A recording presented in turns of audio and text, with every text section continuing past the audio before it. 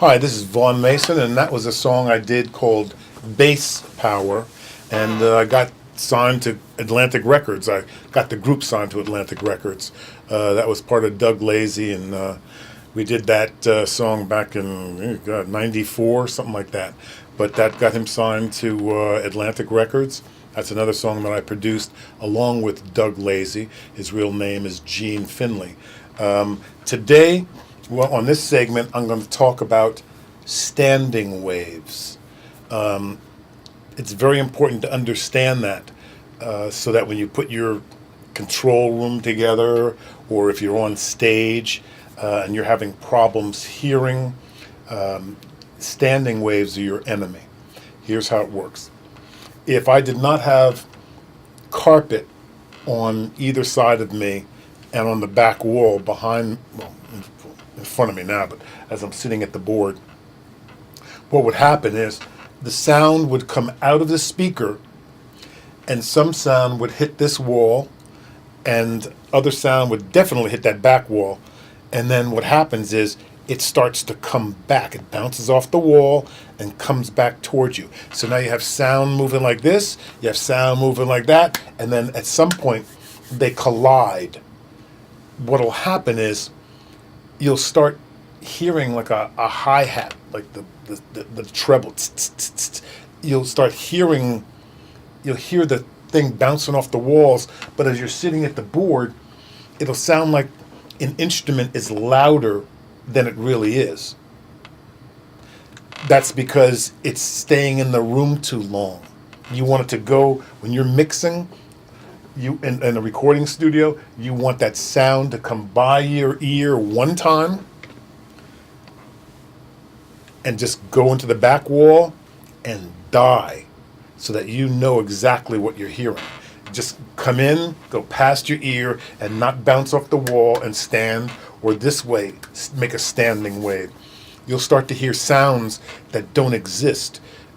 And you'll think it's in the mix. You'll start turning things down or making adjustments, and it's really the room talking to you versus what you want the listener to actually hear when they're not in your room. So wherever you're mixing, you want to make sure. And there's nothing fancy about this. This is just some commercial carpet put on top of the walls. On this wall, that's another kind of carpet. And on the back wall, it's more of this kind of nap or whatever the heck it's called. I'm not a carpet person, so I can't tell you. But it's nothing special. You just want to hear that sound go past your ear one time, and that's it. That's in a recording studio. What happens when you're performing live? This happened to me one time. I think we were in Bakersfield. I mean, we're playing Coliseums, so we got the whole shebang with the Martin hanging from the ceiling. They flew in the sound, and they got the subwoofers. I mean, we're talking like 50,000 watts of sound. I mean, crazy to move the air in those Coliseums. And now you have your on-stage monitor mix. Well, what happened in that instance is we were playing, and my amp was on.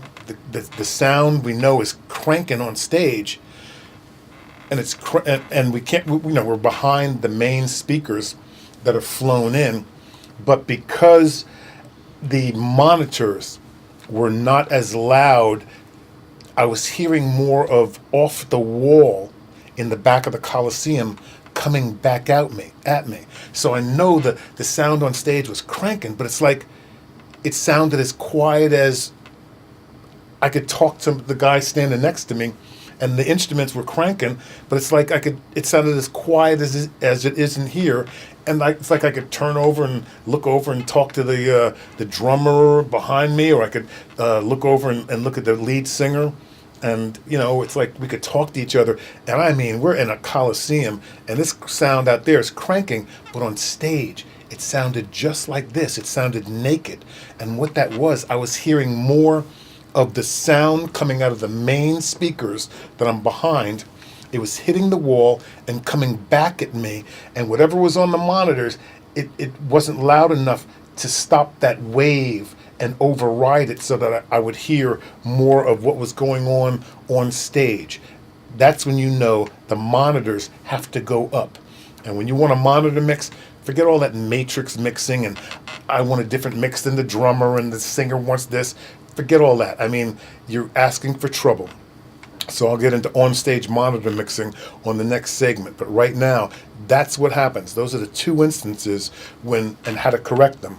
When you're in a recording studio, you want the sound to go by your ears. I don't care if you get a piece of carpet that's just at ear level on the wall here, not from the floor up, just so it covers your ear. So when sound goes by you, you don't hear that wave hitting the wall, and you don't want it to come back at you from the other thing. Think of a still in a sink. Take a sink or a pot and fill it up with water, and then take your finger and dip it in another, get it wet, and just put a droplet and let it drop either at the closest edge and let the water ripple out from there, or do it from the middle, and you're going to see the water, it ripples and then it hits the back end of the pot, and then it starts to come back together. That's what a standing wave is. It starts to cancel out the sound. So it's like when we were on stage, the sound was canceling itself out because there wasn't enough energy to override that standing wave. And it's like a weird feeling. It feels like you're dislocated from the sound system. So that's the example of standing waves. Again, I talk about it in the book, The Music Business Bible Survival Kit. You got to get it. I tell you the truth. It's what you need to know if you want to make money in this business and not make a lot of mistakes. You can walk on water and you can be successful if you know where the rocks are. And I'm telling you, this book will tell you where the rocks are. Comes with a DVD. It shows you how to shoot music videos, light music videos. It has an interview with the 45 King. He did Hard Knock Life for Jay-Z and Stand for Eminem. I asked him how he did it. Did he use a lawyer, etc.? I tell you the whole thing. If you saw his studio, you'd be amazed at how little equipment you need to make platinum records. And then there's a CD-ROM. You don't really need a lawyer. You need to know when to use something and how to use it. I tell you how to do this. It has all the contracts you need. Until next time, I'll talk to you later.